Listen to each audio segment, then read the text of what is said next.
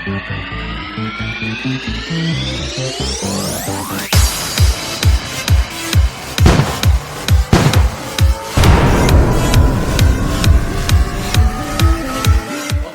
to the Man2Man podcast, episode 8, I believe. I'm your host, Jackson Chapman, alongside my co-host, Carson Chapman. And as you can see by the gear that we are rocking, we just got done watching the Kentucky-Michigan State game of the Champions Classic. And to say we're disappointed will be an understatement, Car. Yeah, Jack, I've got some thoughts. Go for it. Hey, I need to vent a little bit on the Man2Man podcast tonight. So every year we come into the Champions Classic, first or second week of the season, and what's our excuse every year, Jackson? They're too young. They're not They're too ready yet. young. We hadn't hit our stride yet. We don't have to win Give championships. them time. We don't hang banners in November. And you're exactly right. If you want to come at me and say that we can't draw too much from the third game of the season, you are absolutely entitled to your opinion. But Jackson, we were closing the second half and overtime with a 4-senior lineup in Casey Wallace, Yep. who most people would say is our best freshman. But the inability for Coach Calipari to adjust in the second half of games is something that I am starting to get really, really worried about. I would agree. Kentucky fans for the last couple of years have talked about how the game has passed him by and how he doesn't have the ability to run an offensive set that gets his best players good options. He's been running the same sets. Run circle! He just runs circle nonstop, and teams are scouting him by now. It's your what, 12th year or whatever, running Right. the same offense. You know, Tom Izzo. When you want to talk about running plays for your best Oh my players, gosh. Tom Izzo does it He right. carved him up down the stretch. And he just sliced him and diced him, and Cal's just continually running the same things over and over, not getting good looks for C.J. Frederick or Antonio Reeves. And I love Oscar. Yeah. I love Oscar to death. Player of the year. Played his heart out tonight. I mean, he ended up with 23, 24 points and 17 or 18 rebounds. played great. That's all you could ask for out of Oscar. But my concern is when all of your possessions in crunch time, all of your possessions in the second half and the two overtimes are centered around two people, and that is Xavier Wheeler who's not an elite option scoring-wise. and Oscar Sheboy. Every possession was Frederick insert the post pass to Oscar or let the shot clock get down to 5 seconds and let Xavier drive left. Xavier Wheeler cannot average the second most shots on this team. That just can't happen. It can't happen. You're exactly right. You have guys like Casey Wallace, you have C.J. Frederick, and you have Antonio Reeves, who are very good offensive players. And what they did in the second half tonight was basically be glorified bodies out there along with Jacob Toppin. Jacob Toppin was not involved in the offense at all. Non-factor. Absolute non-factor. Not involved at all. And Xavier did some really good things tonight. Yeah. I thought Xavier had stretches where he played well. But I'm saying when it's winning time, you've got to be able to stretch the defense and make the defense guard something more than just a post-entry to Oscar. Yeah. I mean, Casey Wallace, yes, he had 8 steals tonight. Casey Wallace looks good, but in the last stretch of the fourth quarter and the 2 overtimes, I know Casey had a big 3, but also he looked like he did not want the ball in his hand. Missed multiple clutch free throws, had multiple turnovers trying to force Oscar, had a turnover trying to kick it out to the corner. And that sealed the game right there, that breakaway. Freshman, I get it, he's young, but Cal, something's got to change. We're tired of having these empty promises not be fulfilled as Kentucky fans. And I think last year losing to St. Peter's just is like, oh snap, Kentucky is not who they used to be. And me and Carson kind of talked about before the episode. If Cal doesn't change something, let's get him to the curb. Let's get something fresh. We've got the talent's always going to be there. And Dad actually brought a good point up tonight. I'm watching the game with my dad. He says, why can't we just get Cal to be the GM? Yep. Let him get all the players. Let him sign all these recruits. Let him work the transfer portal. He's shown that he can do that now. But when it comes to in-game management, when it comes to how you're going to align your team, how you're going to work different rotations and schematically on offense, the game has passed him by. I mean, Coach Izzo, for a team that had less talent than Kentucky, that team had no business beating Kentucky. He out-coached the crap out of Coach Calipari, and it wasn't even close. That out-of-bounds play to get that wide-open dunk. Well, and then you had the inbounds play to go the length of the floor I mean, that sent it to double overtime. I mean, it seems like he was just his game plan was to a T, and he did a phenomenal job with his guys executing it. And I don't know, I'm just exhausted. Yeah, I'm exhausted having these expectations every year. We talked to Tim a few weeks ago. A school like Kentucky should be championship or bust every year. That's what Tim says. I don't necessarily believe that. I don't know how Tim's doing right now. Yeah, if we wanted to have some Louisville fans on, we could discuss. At least our problems are a little bit less than theirs. At least our games are against good teams, not Appalachian State, Bellarmine. Who was the other team that they lost to? Wright State, maybe. Wright State. So they've got their own problems right now, losing to subpar D1 schools. But it's just it is the same old thing for a Calipari team, and he's gonna pull it's early in the season. This game means nothing. We go to Gonzaga. We go to Gonzaga on Sunday. Yep.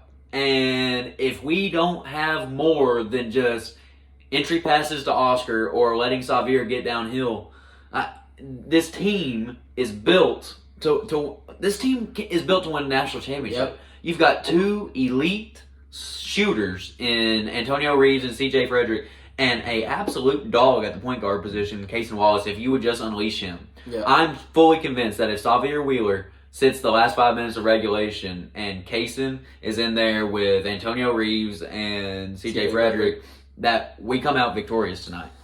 So yeah, as you can see, we're very passionate about our Cats. We love watching them every year. They're still going to get me to a TV. Exactly. I'm still going to be there. Listen, they're just like the Cardinals to us. You know, a team that we're very passionate about. Win or loss, we're going to talk about them. And we just want to see them succeed because, you know, we are such gigantic fans of them. But my defensive cow is wearing very thin. I texted a couple of people tonight and said I'm just tired of Cal's crap. Yeah. I'm tired of these empty promises. I'm tired of his inability to adjust. He's got a lot to prove to me this year. I know he just, had the number 1 recruiting class signed in the signing period, bringing in 5. Just got DJ Wagner. Yeah, just bringing in 5 absolute studs. I looked at it today. He's got the number 1 player at 4 different positions coming in next year. So all of these promises, but ultimately, how are these guys going to fit together, and how can you play to their strengths instead of just a post the ball offense? Yeah, you're exactly right. So let's get more positive in the sports world. So good week in sports for you, Carr. You know, Packers had lost 5 straight. Finally got a win in overtime against the Cowboys. Bama had lost a couple in a row, and then go to Ole Miss and win at Ole Miss. How are you feeling about your 2 football squads right now? Right. I watched the 2 Kentucky games last week and told everybody that I was fully prepared to turn over the calendar and head over to basketball season, make that switch in my mind, because Alabama was coming off their 2nd loss of the year. The Packers were in the midst of a 5-game losing streak. So it was a good weekend football-wise. Alabama goes on the road. Anytime you go on the road in the SEC and win a tight game, it's what you want to see. I know that Bryce Young is... Bryce Young is just very, very special. I wish our offensive coordinator would use him and not, put the brakes on him. That last touchdown throw over the DB was insanely special. So many times I wish that we would just... let him run the 2-minute offense the entire time, because when we take the training wheels off and let him run the offense like he's capable of, I think our offense looks really good. My friend Brendan McCullough refuses to be happy about an Alabama win. He says, "What's the point in winning?" I said, "Well, it's not like professional sports where you can tank and get a better draft pick. Yeah. Let's just be happy about winning on the road." And then what the Packers did on Sunday, coming back from down 14 in the 4th quarter against the Cowboys, who have one of the best defenses in the NFL, most opportunistic defense. The Christian Watson coming out party. He should be everybody's top priority on the waiver wire this week, right? Right. I got him in 1 league. You said he has one of the most insane draft combine numbers next to Calvin Johnson. Yeah, so I'm watching the game on Sunday, and I see somebody tweet out this thing that they have an athlete grade for every person that comes through the NFL Combine, and the only wide receiver with a better athlete grade in the last 35 years than Christian Watson is Calvin Megatron Johnson. Who is a perennial Hall of Famer. That's a pretty good comp. Yeah, that is insane. So if Christian Watson turns out to be this absolute stud for a Packers offense, maybe he sparks something down the stretch, and we can reel off a couple guys. The Titans coming to Lambeau on Thursday night. We're breaking out the all whites. Okay, breaking out the all whites at home. So I'm glad to see that we're changing it up from the traditional look, and I know there was some snow in Green Bay today, so maybe we get a snow game on Thursday night at Lambeau. Yeah, so he's pretty happy for his 2 football teams. I don't have a specific NFL team, but I do have a specific NBA team, and it's the OKC Thunder. I know we're not contenders or anything like that, but watching Shai Gilgeous-Alexander play basketball this year has been What's his full name?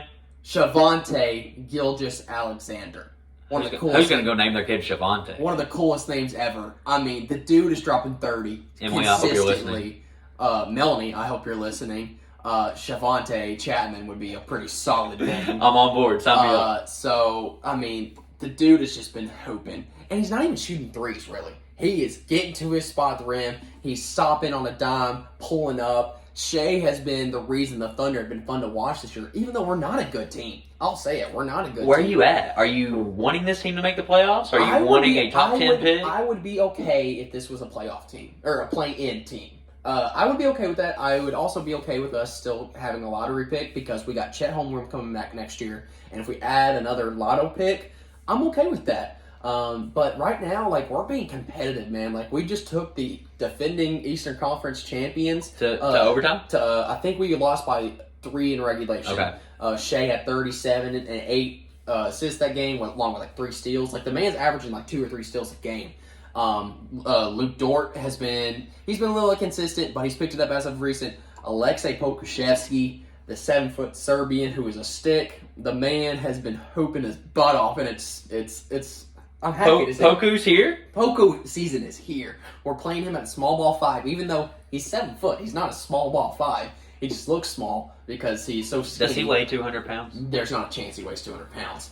Josh Giddey, facilitating, had a triple-double at the Garden the other night. Great hair. Josh Giddey. Good-looking kid, too. But... There we go again. Jackson hitting on professional athletes. We might have to have a segment of Jackson just talking about good-looking dudes. I'm secure in my masculinity to know when a guy looks good, and Josh Giddey is a good-looking guy.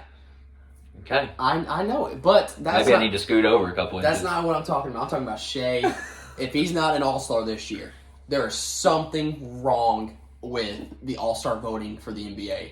I can't name 3 guards besides Luka and Steph and Ja, other than those 3, that have been better than Shai out of the West. And I know you don't watch much of the NBA. Well, I haven't transitioned yet. You haven't transitioned, okay. Yeah, I am very much sold out to the football season. But those 3, I would give Ja, Steph, and Luka the edge over Shai. But putting Shai in that 4 slot is not out of the realm of possibility when it comes to West guards. And it's just fun to see. I'm going to watch them on Friday against the Grizzlies. Shout out to Melanie Schiffer, my amazing girlfriend. I didn't know this. Oh, yeah. She just randomly was like, hey. Where y'all sitting? I don't even know. But she just was like, get off work on Friday, November the 18th. I said, okay, why? She goes, I'm not telling you. It took me a total of 2 searches. I looked for one concert and looked for an OKC game, and I see November 18th at Memphis. I said, oh, she definitely got me OKC tickets. And so her surprise was ruined. So I'm sorry, Melanie, but again, thank you for the tickets. Remember when we had floor seats to go watch the Grizz and Thunder late in the COVID season? I mean, what a sad time to be a sports fan back in COVID. So now we are going to transition to a segment that Carson made last week called Starting 5. And it's something I enjoy. Turning time is not gone. I know we haven't done it in a couple weeks. It's great, but it also just makes for us talking about that for basically the entire episode. But we're going to start talking a little college basketball with our with college basketball starting last week, I thought it would be a good opportunity to introduce what makes college sports so great, and that is the fan experience and the atmosphere, right, Jack? Yeah, so we're going to do a starting 5, kind of a draft of the toughest places to play in college hoops. What kind of criteria did you use? Because I looked at it as, okay, it needs to be hard to win there, but also it needs to be an environment that nobody wants to go and play in. I think another thing is how loud your fans can get. Absolutely. And so I'll let you go ahead and go with the first pick. And we won't do snake draft. We'll just go back and forth, back and forth. Okay. So go ahead with your first pick. Toughest place to play in college hoops? I think it's down to 2. Okay. I think it's down to 2 as far as this top tier, the top tier of college basketball environments. But I'm going to go to a place where Kentucky actually won last year. When I thought that this, what sold me on last year's Kentucky team was their ability to go in to Allen Fieldhouse at the University of Kansas and win. Of course, you've got a smaller venue there. You've got a Fieldhouse type atmosphere. It's not like one of these renovated corporate arenas. You've got the old timey feel. You've got obviously the tradition at Kansas, but then you've got all those Rock Chalk Jayhawk fans and the chant Rock Chalk Jayhawk. I don't want to go in there and play. No. And so they're my one. So my one is a place. It's in the SEC. It's a place that I don't want Kentucky to go to ever. I don't know I don't know the names of these arenas, but I know when Kentucky goes and plays at Tennessee, it is a tough atmosphere. You got all the orange in the world. When they're good, that place is rocking. And I think it's Thompson Bowling Arena.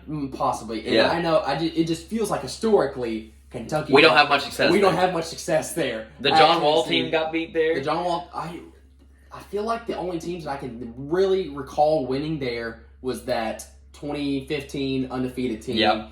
Other than that, I don't know. I don't know of times that we have went to Tennessee. You're right. And won. So I'm going with at Tennessee. Man, that's a good pick. As my first pick. Okay. I think you might have reached there because the 2 that I had up there, I like where you went with yours, but right behind Allen Fieldhouse is the Cameron Crazies. Yeah. At Cameron Indoor. The Dukes. That Duke's pretty tough.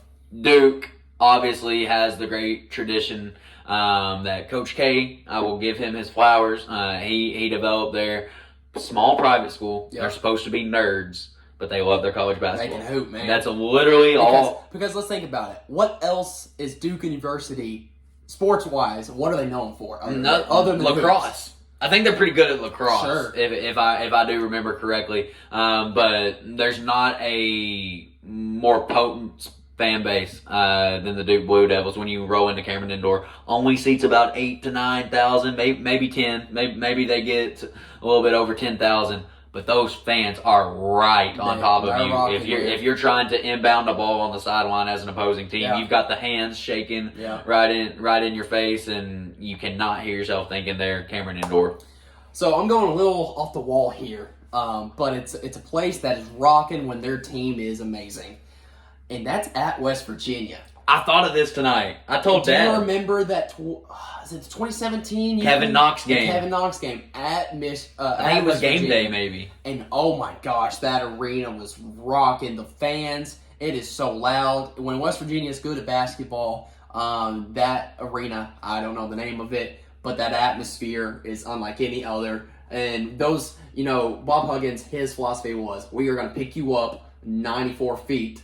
And it's going to be tough to get the ball in the hoop. And along with your fans just nonstop screaming the whole time, I would say West Virginia is a pretty tough place to play. I'm not sure that there's a college basketball coach who embodies like the essence of that program more than Bob Huggins. Because perfect hire. He's rigid, he's rugged. I think that's what West Virginia wants to represent, right? Yep. They are very much that rough house. A blue collar. Yeah. They're going to make it tough on you and make you earn everything, and that's what he brings to the table. I'm going West Virginia. Okay.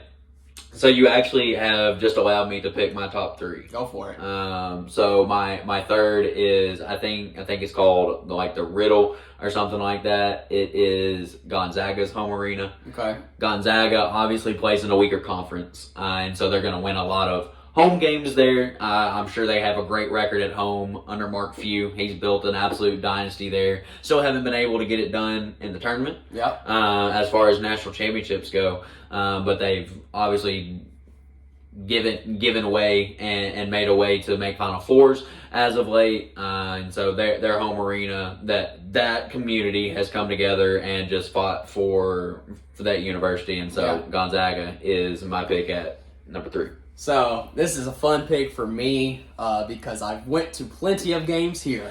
And as a Murray State Racer fan, the bank when we are good is rocking. Think about our time as students here. How often does a team come to Murray State and win?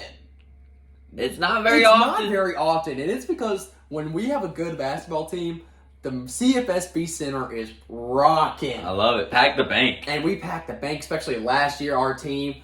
I mean, think about Belmont. Belmont game last week of the season. Belmont was the clear number 2 team in the OVC. And we made them look like they were the worst team in the conference. Just blew them out. And blew them out. I remember Grayson Murphy, Nick Muzinski had no answer. I mean, we dominated, and the student section at Murray State is phenomenal. I love going to Murray State games when we're good. The atmosphere, when we were undefeated in 2012, those games, you couldn't go to those games because they were so packed. I remember, so when you Murray people will know, when we got Dickie V to... against St. Mary. Yeah, when we got Dickie V to Murray, finally, he comes and calls that Bracket Buster game. We sat in the top. Like, up against the back wall, and we were just glad to be in the arena that night. Absolutely dominated Matthew Dellavedova and the guys. You know, I remember Jackson Civils, his family used to let me sit with him because his sister never wanted to go to the games, but they had 5 tickets for the family, so I was always that 5th member. Jackson is the honorary member of the Civils. I was the Civils member for a while, so shout out to Jackson Civils. I know you're probably not listening. You're hooping at Wofford. Proud of your brother. Hey, listen, that man had hoop dreams, and he accomplished them. So I'm going to go CFSB Center as a tough place to play at because when we were in the OVC, ain't nobody winning at the CFSB Center. I love it. Jackson has been very creative with his picks. I've gone pretty chalk. Jackson has gotten pretty creative. I like where his head's at tonight, and with that, I'm going to stick with another chalk. I'm going to go ahead and take Rupp Arena, and you may wonder why I would, obviously, Kentucky fans, we've talked about how we feel about this year's team, why I would rank them so low and why Jackson hadn't even picked them yet. And I tell you what, it's because I think our fan base has become spoiled. Yep. The intimidation factor when you come into Rupp Arena is not the same. I don't know if it's because there are rich donors that come in late to the games, these season ticket holders, whether it's we've gone, like, we've sold out and renovated too much, and it's just not the same atmosphere. But it feels like teams are no longer intimidated to walk into Rupp Arena and have a good game. It feels like they're more, like, inclined to have a good game at Rupp Arena. Yeah. Like, they are... Okay, they're not afraid. Yeah, they're built for this moment when they're clearly not built for this moment, but it's the fact that, they think they're so good, they're Kentucky, Rupp Arena, blah, blah, blah. Very rarely do I see the fan base will Kentucky to a win anymore. It is, they sit back and they say, you have to show us something. You have to prove it to us. You have to go on a run before we get up and get behind you.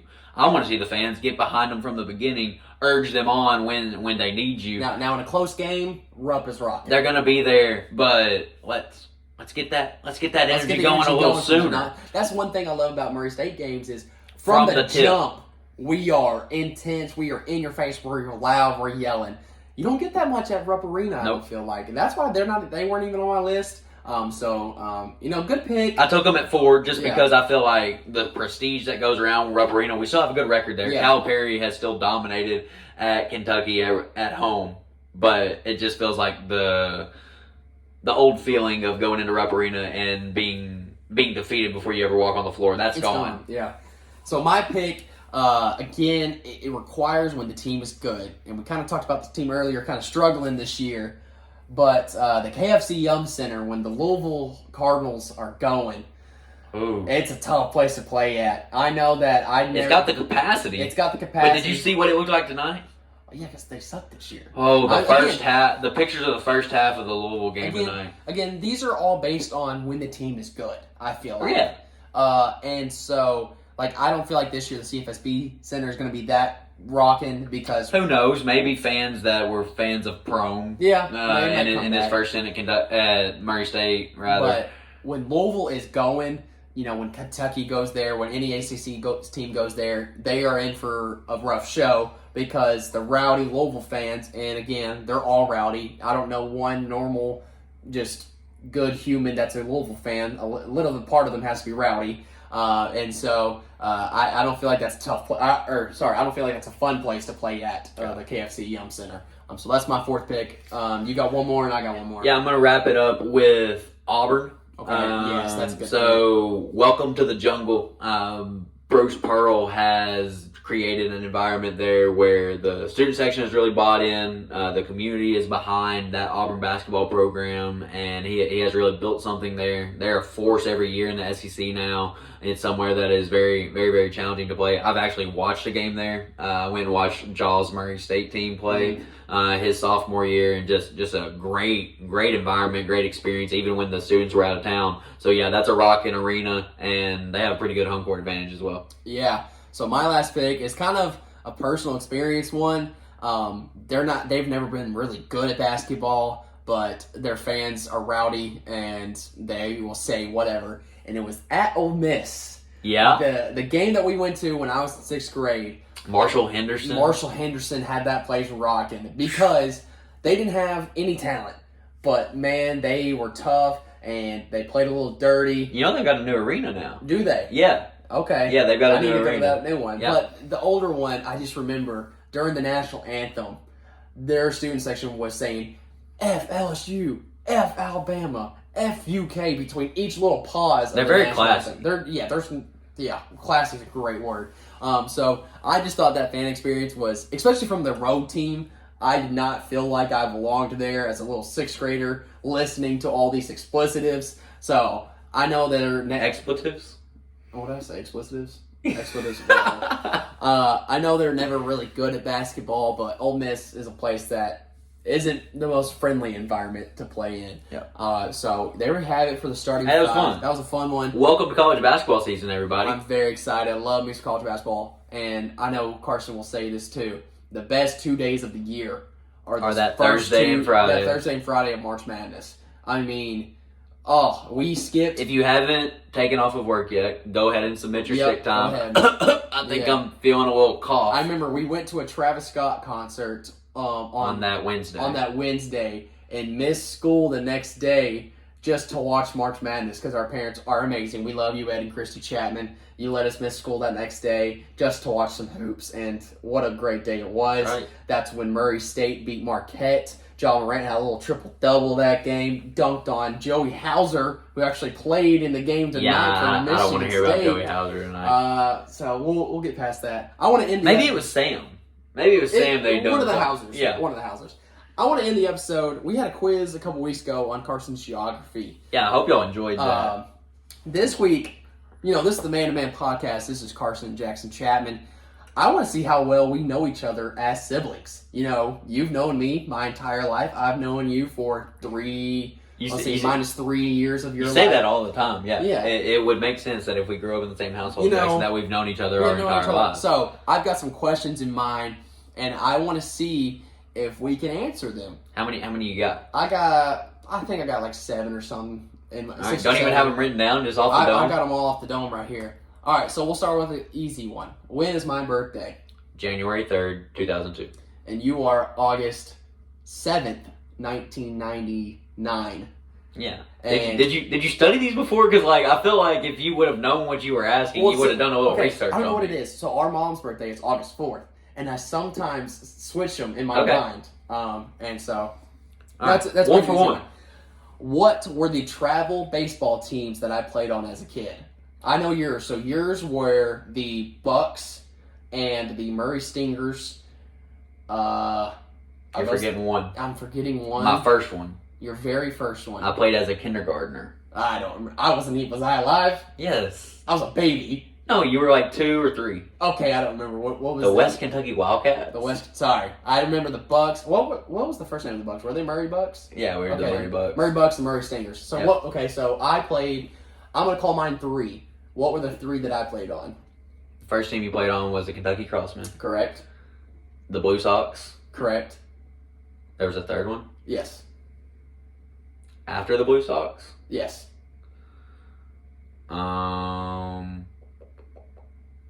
Branched off from them. Branched off from the Blue Sox.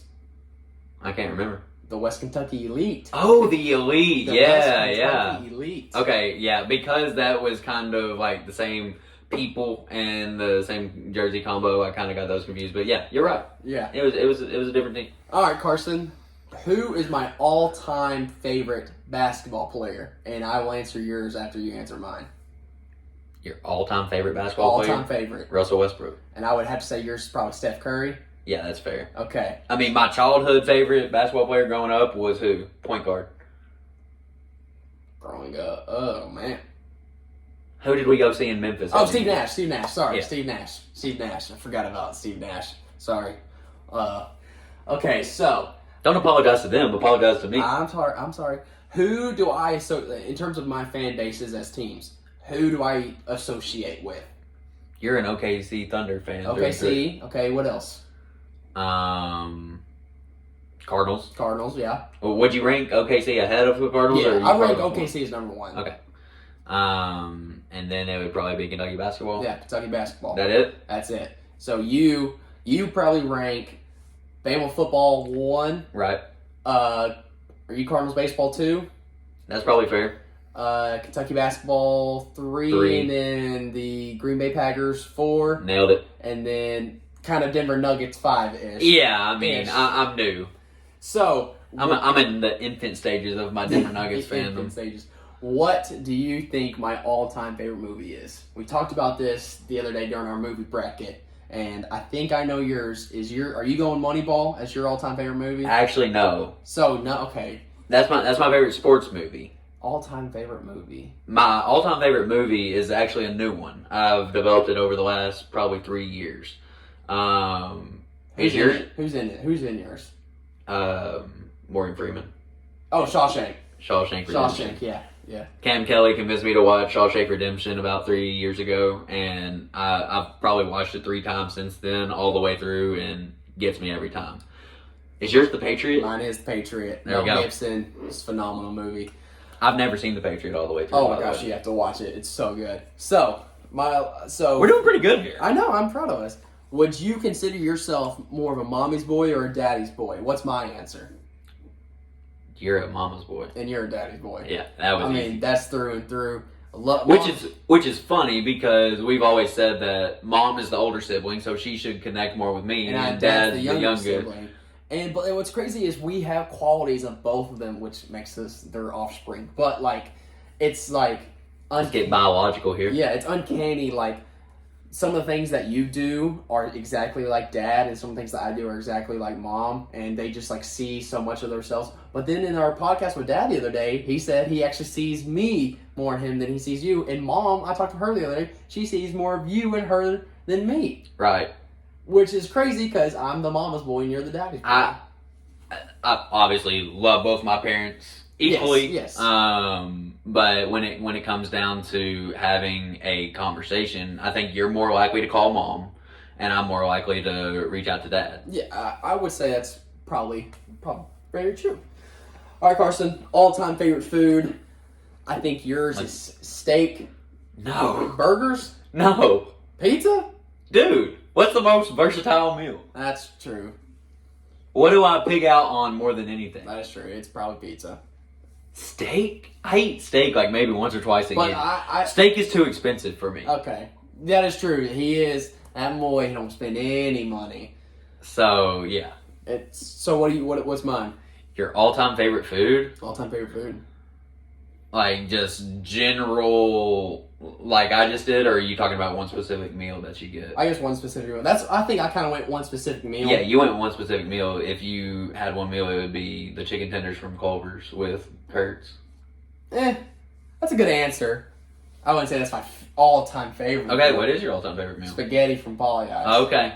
That's been a go-to for... So you would tell people if somebody were to quiz you on your favorite food, you would say spaghetti? I would say spaghetti. It's even though you only like it from one spot, really? Well, no, I ventured out. I've kind of got it from different places now. My buddy's grown up on me. I know. We're both picky eaters. He has grown more to, the meats. The meats. I have not. Here's my thing with eating food that it's meat. I feel like I'm chewing forever.